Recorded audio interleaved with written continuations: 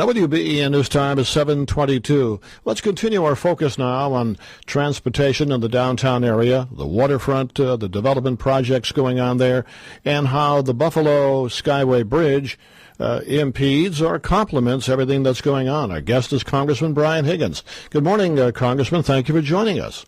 Good morning, John. Good morning, Susan. Where do we stand now, Brian, on efforts by you and others who would like to see the Skyway come down? Well, we have to continue to advocate for it, for its replacement. I had a meeting in my Washington office this week with state transportation officials to fund a new bridge, which will connect the Parkway upon its completion next year with downtown Buffalo. It's a shorter span bascule lift bridge at a cost of about $85 million. And I suppose the bottom line is you can't remove the Skyway without replacing it with something. And what I envision is a series of bascule lift bridges, shorter span bridges, connecting the outer harbor to the inner harbor, downtown Buffalo, and then we can remove the Skyway.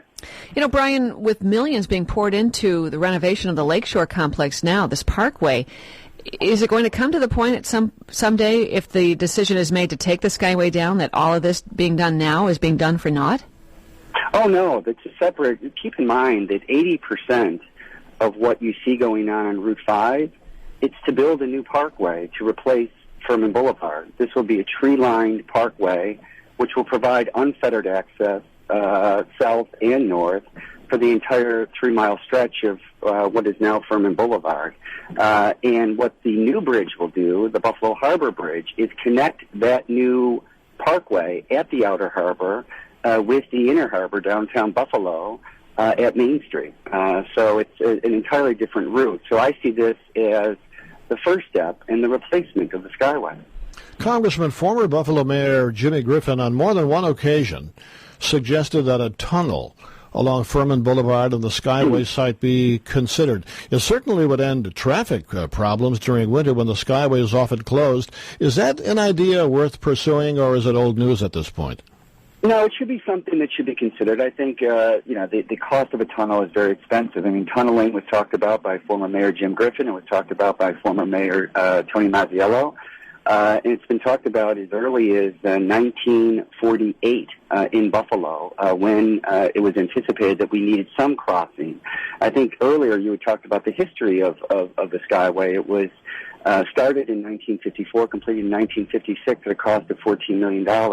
The reason it was built so high and thus ended up being so long, 1.25 miles long, was because of all the grain, chemical, and steel industry along the Buffalo River, and it had to provide for the passage of Great Lakes freighters. Unfortunately, in 1959, the St. Lawrence Seaway opened, which diverted all of that traffic that had to come into Buffalo away from Buffalo. And so I think, the Skyway is functionally obsolete. That's the problem. And it should be replaced because it sits on very valuable land, and you don't need the height and the length that you once did. Have there been any estimates, Brian, for how much it would cost to actually tear down the Skyway? $40 million. $40 million. But again, as others have talked about, 45,000 vehicles travel the Skyway every day coming into downtown Buffalo. The problem is it dumps all of that traffic from the south towns into essentially what is one lane on Delaware Avenue.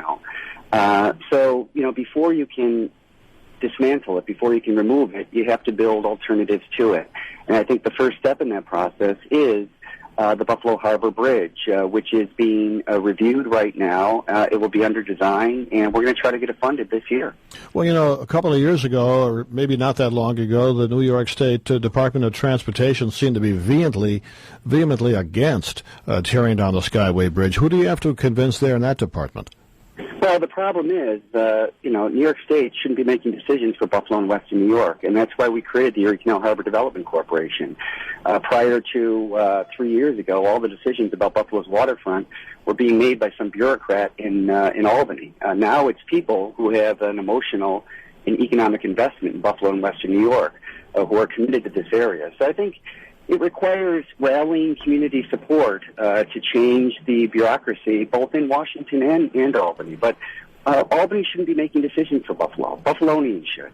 And I think that's what this is in large part about. And Brian, real quickly, where do you stand on a project that's been mentioned quite a bit recently, covering the Kensington? Well, I think the problem with the Kensington is it was constructed in the first place, which dissected a very important community in Buffalo and Western New York. So I don't know if covering up really solves the problem. I think some of these transportation decisions that were made 50, 60 years ago were mistakes, and people are trying to reconnect those neighborhoods by covering roadways. Folks want to do the same thing at the I-190 along the Riverside area, but.